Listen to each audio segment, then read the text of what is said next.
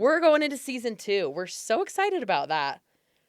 Okay, I'm excited about that. Amy doesn't look excited. I'm totally excited. We've got some really cool episodes upcoming. Really, some of my favorite ones that we've discussed so far. So we've got real estate agents who are murderers and real estate agents who have been murdered. And I'm super excited about season 2 coming out. And then in between time over the last month, we've put out little bonus content here and there with interviews and conversations with inspectors and lenders. And that content is still out there. So we are back to talking about murder, right? We are back to talking about murder. Okay. Amy? All right. Don't go exercise.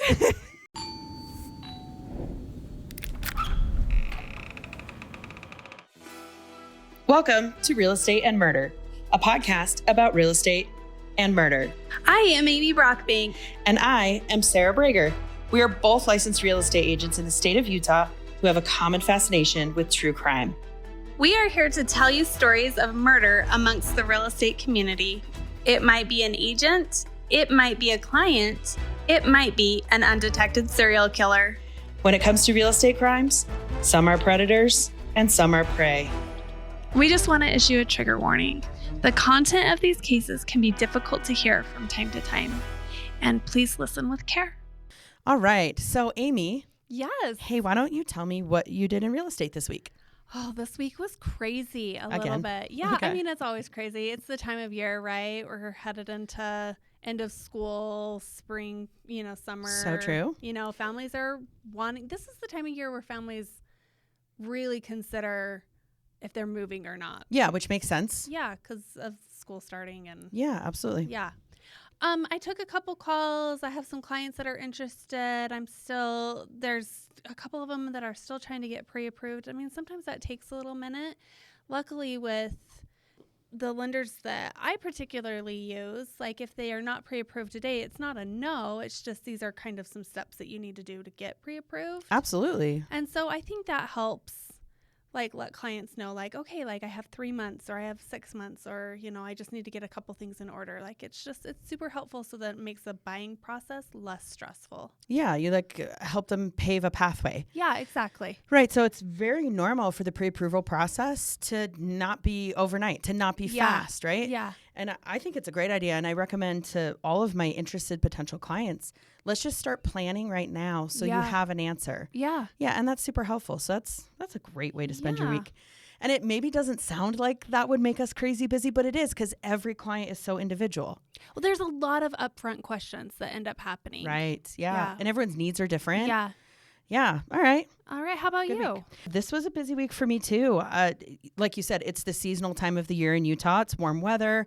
We're at the end of school. It makes perfect sense in this window of time. And so we're busy with both sellers and buyers this time of year.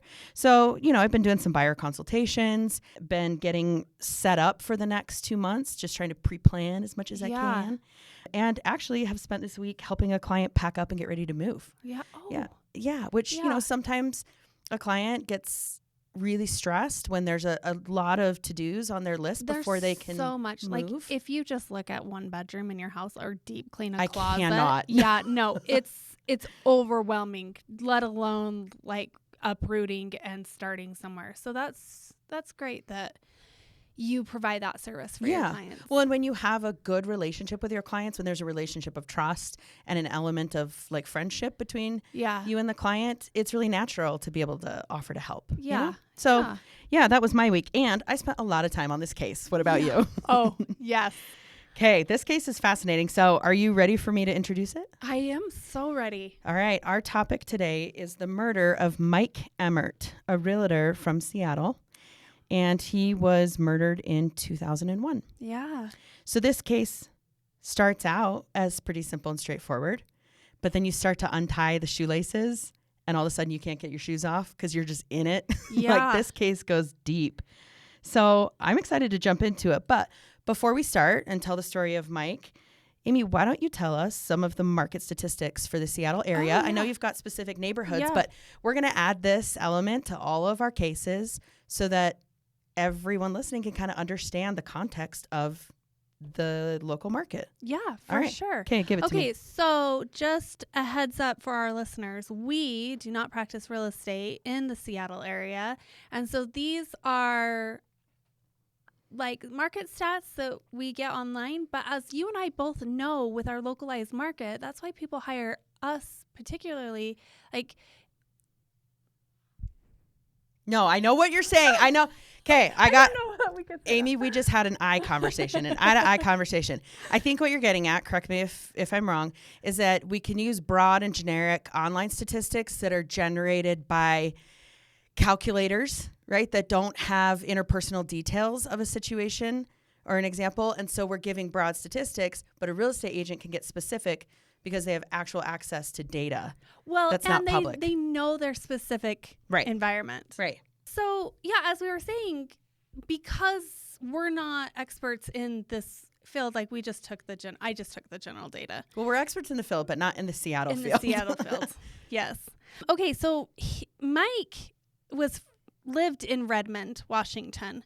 And Redmond is a super competitive market, and most homes receive multiple offers with waived contingencies. And waived contingencies mean like you're waiving inspections, or you're waiving earnest money, or you're waiving typical parts of a deal. Yeah, the negotiation part of like Sure. where you're like, oh, we found this leaky sink, but we're going to waive that and just buy the home as is. So it's up to you and your agents to decide like what a waived contingency would be, but that's in a generic sense what it could be. So it's a highly competitive area. Uh-huh. I mean, it is outside of Seattle, which is beautiful. Yes. Seattle's known for its scenery. And we're talking the era of 2000, or we're talking current, I'm sorry, Current, it's 2024. Yes, this We're are in current market. stats. However, based on what we know about Mike's life, that was pretty consistent with back then too. Yeah, so I mean, yeah, Seattle has always kind of been a more expensive area anyway in the country. And so, but according to the time of our recording, these are the stats that it is. A medium sell price for a house is $1.4 million in Redmond. Wow. And the price per square foot, because a lot of people want to break that down. As real estate agents, we don't really break down the price per square foot as much for comparative value and things like that. But people want to know what they're paying per square foot. And it's $672 Wow. per square foot. And prices have risen 41% in the last year.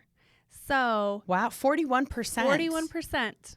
So as a median, as right? a median, so yes. not that $1.4 million home didn't necessarily raise 40% in value, but Yes. the median of the Yes. community. Okay. correct. Wow. So this is considered a seller's market because on average, homes receive 6 offers. This is average, and sell within 5 days of being on the market. And the average home sells about 5% above list price. And popular homes, and we use the word like the site used the word popular, but for us it would be like Pinterest ready homes is how we kind of describe it for our clients. The homes that look cutesy and are ready to move in, and people don't have to change anything and can imagine themselves there. Those are the ones that are more popular with the public, and they sell usually 12% above list price, and usually within 2 days.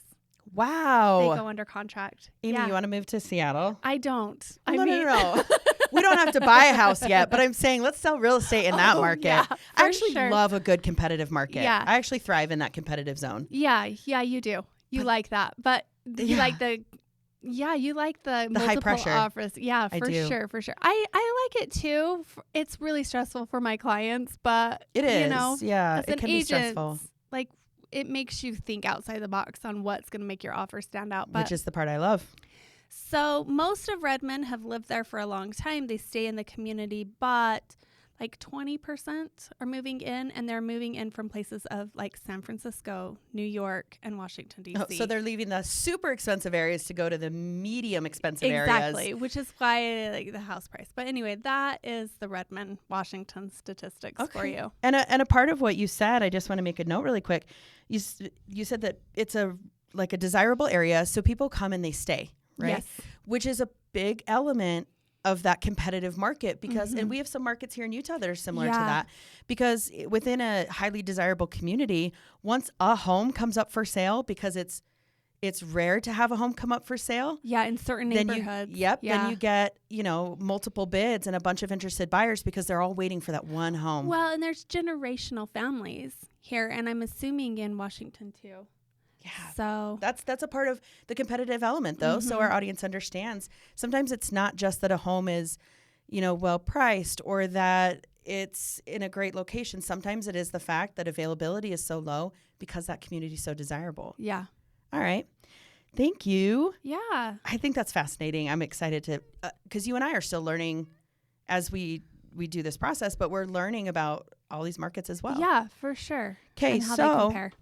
that's awesome. I'm going to kick off the story of the murder of Mike Emert. Yeah. I'm actually going to start in 2010. Okay. All right, so we're 9 years later. Okay. Okay. It's the fall time of 2010, and the Seattle Mariner Police call their department and report that they have pulled a body from the bottom of Lake Washington. The body has been in the lake for a very long time, clearly, so it can't be identified. They've been looking for this body for months, actually. So, Amy, who is this man? It's a man. I should say they can identify that it was at least a man. So who is this man? Who's and this he's body? in Lake Washington. He's in Lake Washington. They've been looking for him for a little while. And I learned that this Seattle area have Mariner Police. So there's a police force or task assigned to the water. Yeah. Yeah. I mean, when you first said Mariner Police, I was like, oh, I didn't realize the baseball team had The baseball team has its own police system. I mean, maybe they do. I bet those guys can handle their own. Yeah. But Okay, Lake Washington. Lake Washington, a body has been recovered. And so we don't know who this man is yet. We're going to go all the way back in time and tell the story all the way up until we find that body. Perfect. Okay, so it is back in 2001, and we're going to talk about Mike Emert a little bit.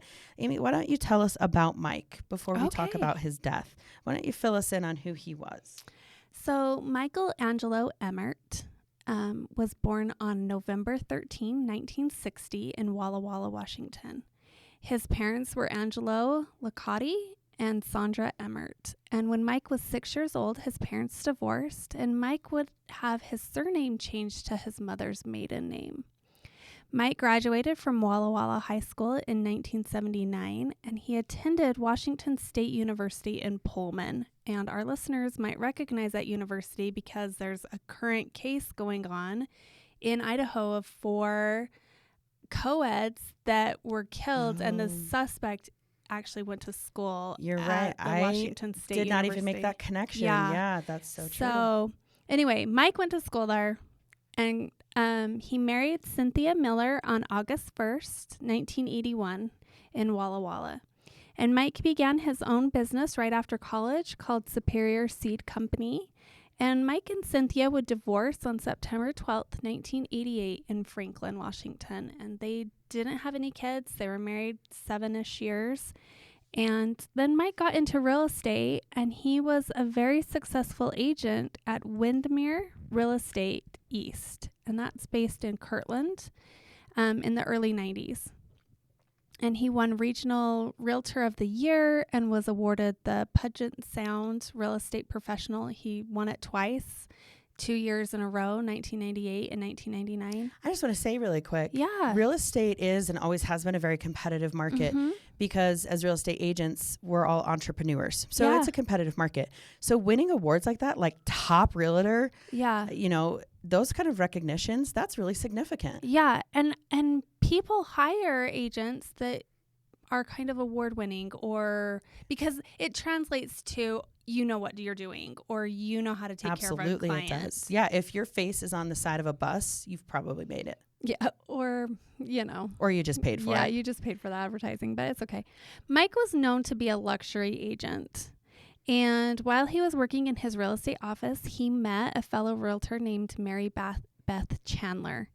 And they began dating in the early 90s. And Mary Beth had a daughter from a previous relationship. And Mike and Mary Beth would marry in 1996.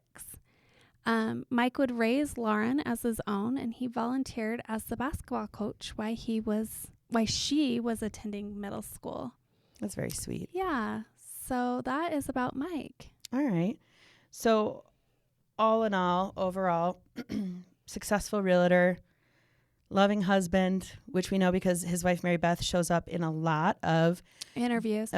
She She uses the word all-American boy about Mike. Yeah. Yeah. She also often uses the word soulmate. Yeah.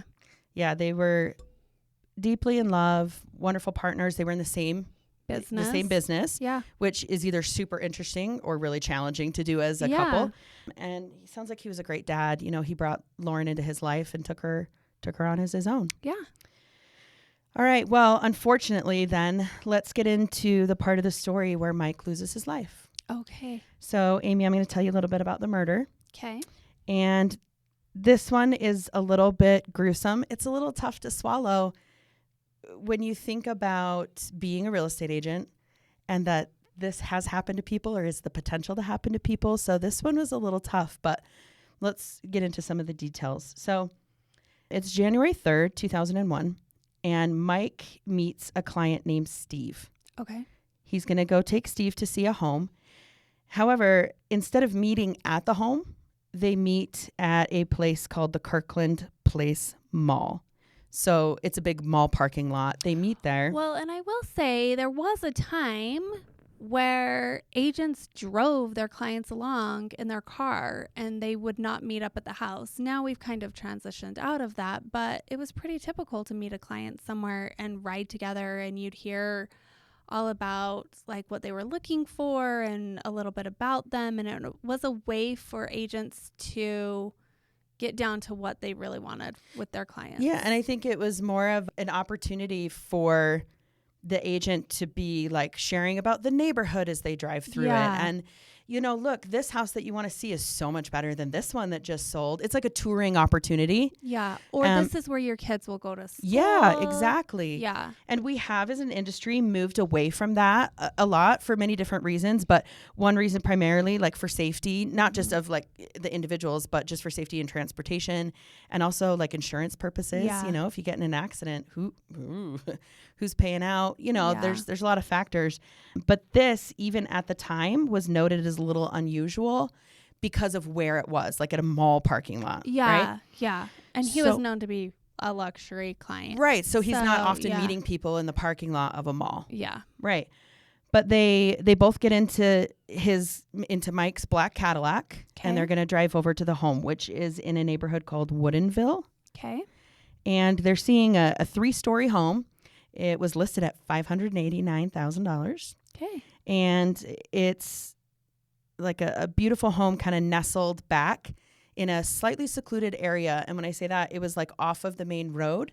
And it was back, like, you can't see into your neighbor's window, but there's neighbors. Well, and Seattle's wooded anyway. I don't know. Exactly. Exactly. So there was some privacy there. So they see the home. Steve seems to like it. Mike gets the distinct impression that Steve likes it. And so they go their separate ways. They go back to the mall. Mike drops him off. And then Mike goes home and he tells Mary Beth all about his day. You know, you're catching up with your spouse. Yeah. And he just notes that he met this new client who, by the way, contacted Mike directly. Okay. And I want to bring this up right now this because is Lindsay Buziak vibes. I had texted you that earlier this week that this case has a lot of Lindsay Buziak vibes. And it's and we'll get into all of the reasons why. There was a lot of reflections in the cases, but that was unusual at the time. We're in 2001. People had cell phones, but not everybody. Yeah. Right. And certainly in the marketing of your business, you're not putting a cell phone down commonly at this time in your marketing material. You have an office line. You have an office line and you have offices. Back then, pre-COVID world, everyone worked out of an office. Yeah. And so the brokerage had a contact phone number. Mm-hmm. You would call the brokerage, and then within that brokerage, you could speak to a certain agent. Maybe they had a direct line at their desk. Yeah. But this mysterious person named Steve or Steven, I heard it both ways in different materials, but we'll just call him Steve. He contacted Mike's phone directly. Wow. Which is a little unusual. Yeah. So as Mary Beth is listening to his day, nothing like stands out enough to stop her and say like, hey, this sounds weird. Maybe you shouldn't interact with that guy anymore. But she makes a mental note of some things. Mike does tell Mary Beth that Steve was kind of a quirky guy. He was an unusual dude. He says specifically that he was an older gentleman in his earlier mid-50s. He walked with a limp and he was carrying a cane. and that Steve had said that he had just moved from California to Washington, which is why he's looking for a home, and that he was just couch surfing with friends until he found a home. Yeah. But Mike did make note that even though he said he came from California and he's moving to Washington, Stephen spoke with an East Coast accent. Oh, interesting. Again, we're getting some Lindsay Buziak vibes because the client contacted her directly, spoke with an accent, came and met with them at a certain location, picked a secluded home. Yeah. There's some interesting ties here, which is important, not just because it's interesting that they tie in, but because a part of the purpose of this podcast is to expose all of the ways in which real estate professionals can be in danger. Yeah. And why we've changed the way things are done. Yeah. So Mary Beth just kind of makes note of the conversation and remembers it. Then they go about their night. And on January 4th, the next day, Mike is contacted again by Steve. And Steve says, hey, I want to see the home again. Yeah. I really, really like it. I want to see the home again. And remember, the day before, Mike had gotten the distinct impression that Stephen liked it a lot. So it's not unusual at all for a client to say, I love the home. I want to make an offer probably. I just need to see it one more time. I need to check out the kitchen. Yeah. Right? I get that all the time. Yeah, we both do. I think clients, once they sleep on it and they can't get it out of their heads, they're just like, okay. And then they go through and they want to like measure for furniture, or will my dining table fit here? Because, you know. Yeah. So it's not unusual. Yeah. This is actually a good sign. Yeah. It's a positive sign. So people that work in the office with Mike did make a note later on that the only information that they had about this mysterious Stephen was that Mike had told some of his office mates that he was going to go meet a, quote, really weird dude. And then later on, it's discovered that in Mike's planner, the name Stephen is written down. And that's all, just the name. Yeah. Again, Lindsay Buziak vibes. All right. With a planner. So just speaking of Lindsay Buziak vibes really quick, in some of the materials, not only on YouTube, but some podcasts that I've been listening to in relation to this case, but I've heard this case before, years and years before, but it has a lot more relevance to me now. Yeah. But as a part of all of that research, the people presenting the material are commenting on how crazy it is that all of a sudden there's these stories coming into the light about real estate agents that have been murdered, right? Yeah. And what I hear in almost all of the materials, I can't believe people are allowed to be real estate agents. Did you know that this was a problem? No, I didn't know. I didn't know it was a problem either. Can you believe that this is what they do? Yeah. Right? We're hearing that in all of the materials. Yeah. So yeah, welcome to 2024. I think the general public is still under the impression that, oh, what a great job. It's lucrative and real estate, it's flashy and it can be fast money and cars and homes. And turns out it can actually be a dark door. Yeah. So just a note. And a lot of work. And a lot of work and a lot of phone calls. Yeah. There's a lot it's not glamorized. It's not glamorized at all. And if you're observing an agent that it looks like all glamour, you might want to peel back that glitter and see what's going on. Exactly. So it's January 4th. Stephen and Mike are going to meet again, and they're going to meet at the same place. So they're at the Kirkland Place Mall. And it's about 11:30. In the morning? In the morning, Okay. yep. So they meet, they go to the home. Now, about an hour later, the homeowner is going to come home for her lunch break. Yeah, and this is what sets this story apart from Lindsay Buziak. Lindsay Buziak was in a vacant house. This one, there was someone living there. Correct. That was selling their house. Right, and her name is Gail Garland. Okay. So she's coming home off of her lunch break, and it's 12:40 p.m. when she gets home. Mm-hmm. She makes note of this. She notices as she's parking in her garage that there's no cars, so she assumes the real estate agent has left. And as a matter of fact, she doesn't know that the real estate agent and the potential buyer drove together. So not only does she note there's not one car, but there's not two cars. Yeah. She's assuming that they are gone. As she's approaching her home, she sees the garage door actually cracked open, like the entry into the home. The door's cracked open. And she immediately gets, a little nervous because there's no cars, but the door is left unlocked. This is not cool. Yeah. What's going on? So this is where agents would get a very angry phone call from the listing agent about the importance of not locking up. 100%. And the agent is responsible for securing the home before they leave. Yeah. Quick antidote. I know that we're in the middle of telling a murder and it's a little suspenseful, but since this is coming up and since you just mentioned, I'm just going to tell you a quick story. I spoke to an agent last week. I was taking a client to go see a home, and the agent, and it was a vacant home, so I'd actually requested it pretty last minute because we have an app that we can use that sends a request to the agent, and if it's vacant, it's typically approved immediately. Yeah. It's go and show is what it's called. Yeah. So it gets approved. We're headed to the house. The agent gives me a quick call and he's like, hey, are you the ones that are parked out on the street? And I was like, no, that is not us. We're not there yet. And he goes, wow, well, I had a showing with an agent just before you. And I drove by the home just to, like, he's cutting through the neighborhood. And he sees that there's people in the home. Come to find out that the agent showing the home to their clients before us had left his clients in the home alone. Stop. Right? Oh, my gosh. Out of all the scandal that we're going to tell in this story today, isn't that scandalous? It's so unprofessional. This is the problem. Well, it's unprofessional, but it's also grounds for losing your license. Yeah. Like, you can't open the door to a home and then just because it's vacant, you're like, all right, you guys take your time. I'm going home for the night. Yeah. Totally not okay. No. And so right back to this, Gail's approaching her home and the door's unlocked and it's the same kind of feeling, right? Like, that my home is not secure and safe. You're in it with what's going on. Plus, the Seattle area has bears. So you don't want to just leave your door open. Like, you don't have to worry about like people coming in, but also bears. I've been there. It's scary. Oh my gosh. It's absolutely possible that a bear unlocked her garage door and went in. No, I'm just saying, like, if you don't secure it, I'm not saying the bear would unlock the door, but if the door is open and you walk in and there's a bear in your house, like, that's alarming. We've seen the videos. But it's acceptable as long as the bear has an agent. Yeah. No.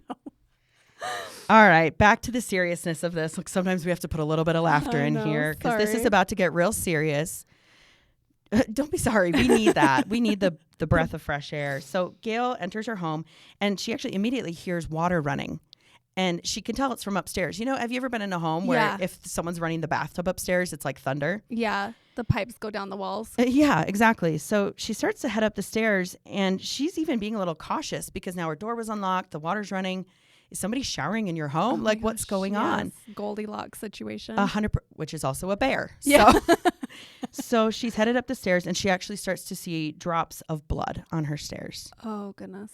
She actually continues to proceed, which Gail is very brave because at that point, immediately, I'm bolting I would run on foot, running faster than I ever have before in my life, which is now fast.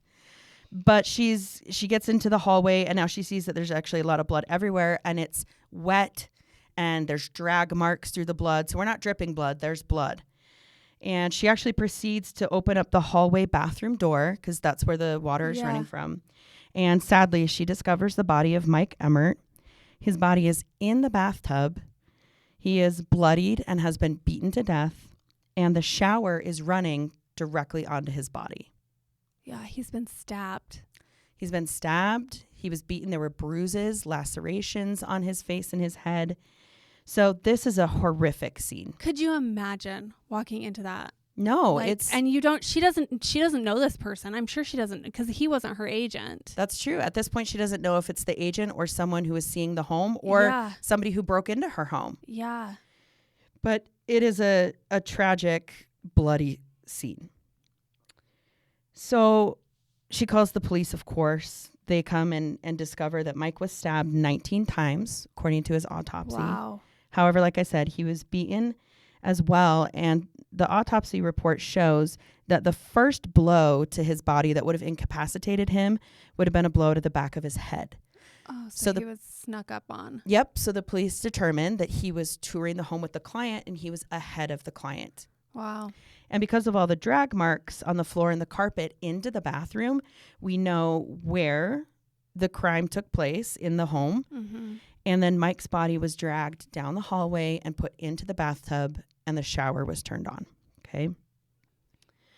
So assumingly to hide any DNA evidence. Yes, that's what they assume because they don't recover any DNA evidence from the scene. Mm.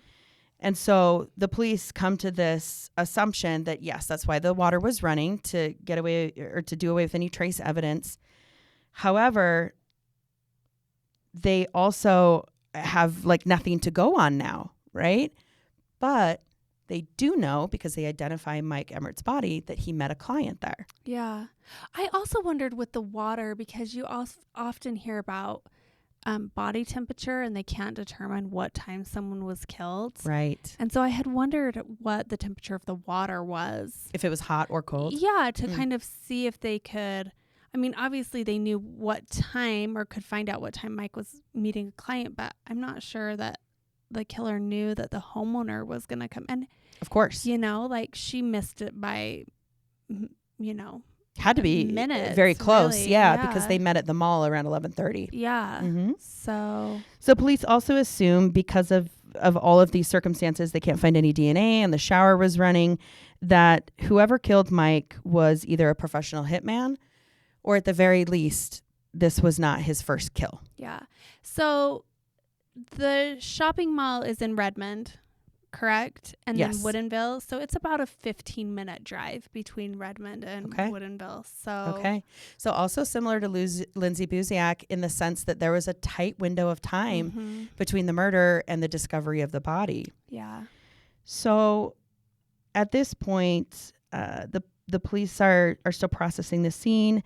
They discover that Mike's wedding ring, which was laced with diamonds, and his $3,000 Breitling watch was missing, as well as his wallet and his cell phone are gone. Wow. So we do have the appearance of a robbery as well.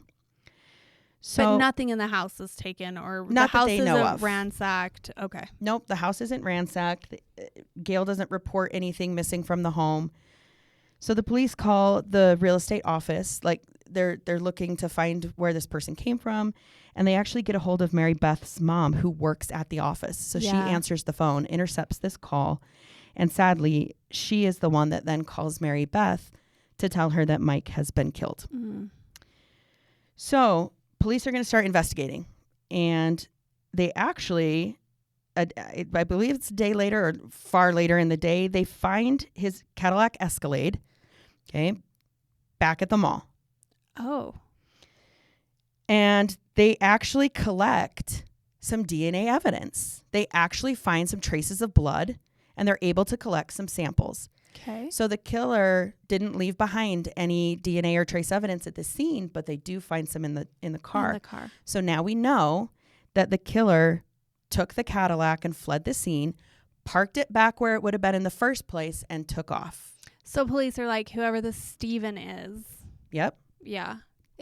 Okay, Sarah, I have a question for you, though, Okay. as a real estate agent. Yes. Okay. This is not a vacant house like Lindsay Buziak. Right. Your client has seen the house once before. You're going into the house. Do you follow your client through the house when it's not vacant? That is a really good question. We've talked about that before a little bit. I'm in the habit more now, not because of the podcast or because I'm assuming I'm going to get murdered at any time, but just as habit, I typically will let my clients lead. Yeah.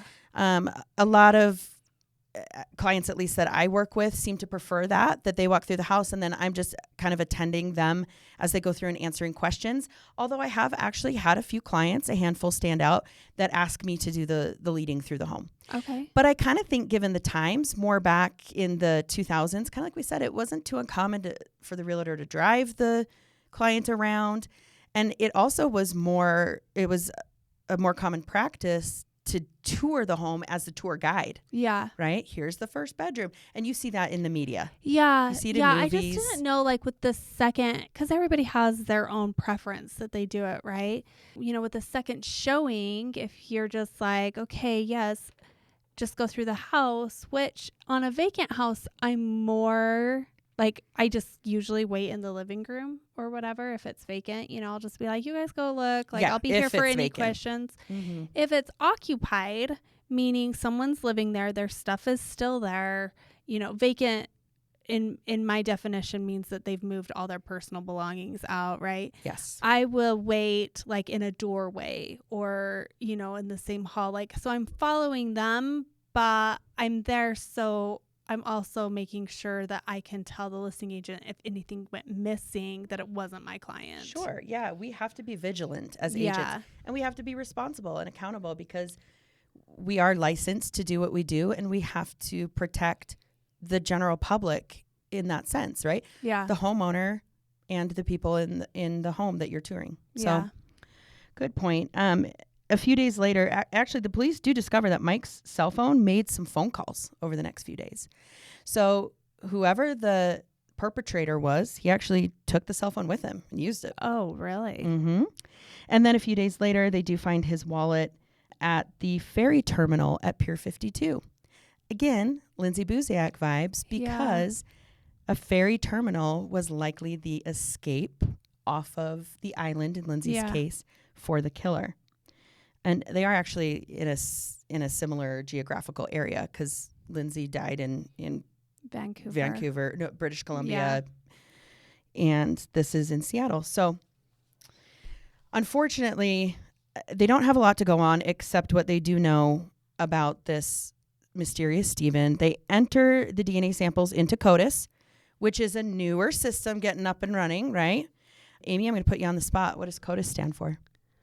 Oh, gosh. I don't know what I'm putting you on the spot because I don't know either. I mean, I for. know, but it's an like, acronym that represents the system that's accessed at a federal level that stores DNA samples and forensic information. Okay, it is the Combined DNA Index System. Okay.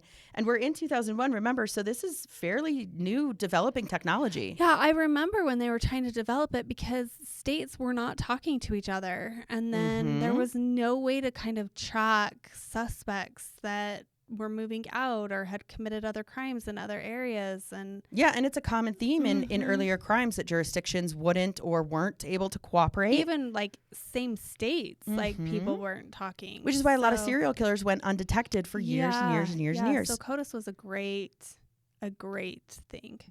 Development into for our justice system. Yeah. So it does, but they can't match it to anything in CODIS. They can't match it to anyone who matches Mike's DNA. They can't find a match. So it's going to sit in the system. However, they do develop one suspect really quickly. Okay. And I'm going to tell you a little bit about him. So they're able to peg pretty quickly. There is a homeless man who, unhoused, I believe is what we say now, but this is how they refer to him in the material. Yeah. So there's an unhoused man who is known to frequent the Kirkland Place Mall parking lot. Okay. And he goes around asking for money. And he does walk with a cane. He has a limp. He fits the physical description of Stephen because he's in his mid to late 50s. He is also a Vietnam veteran, which will come up later. And he kind of fits into the category of what they're looking for. Yeah. I'm going to tell you about him. Okay. All right.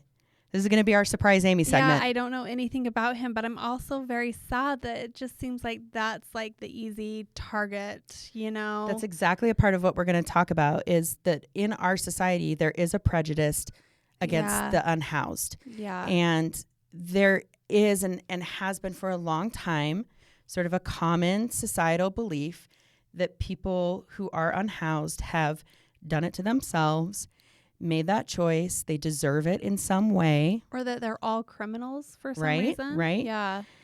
And that has developed a little bit, and there's, oftentimes conversation around, well, they're begging for money and we shouldn't give it to them because we don't know what they're going to do with it, or they make more money than I do because they don't work. There's a lot of that type of prejudice. And so you're right, this was an easy suspect. But if you look into the suspect a little more, you find that this person is actually quite complex, and the fact that he's unhoused has nothing to do really with who he is as a human being. Okay. All right. This unhoused man is named Jeffrey John Solo. Okay. He's in his early 60s, and he's a divorced father of 4. Okay. One of his children is famous. Really? He is the father of the legendary soccer player Hope Solo. No way. Yes. Hope is the former goalkeeper for the U.S. women's national team. Yeah. She played from 2000 to 2016. And Hope won the World Cup championship and 2 Olympic gold medals in her time. Wow. She is regarded as the best female goalkeeper of all time. And being the goalkeeper is hard. Yeah. And there's a lot of pressure on that position. Yeah. She currently holds the U.S. record for the most career clean sheets. Wow. I don't know what that has to do with her laundry, but she is known for being the best of the best. Yeah.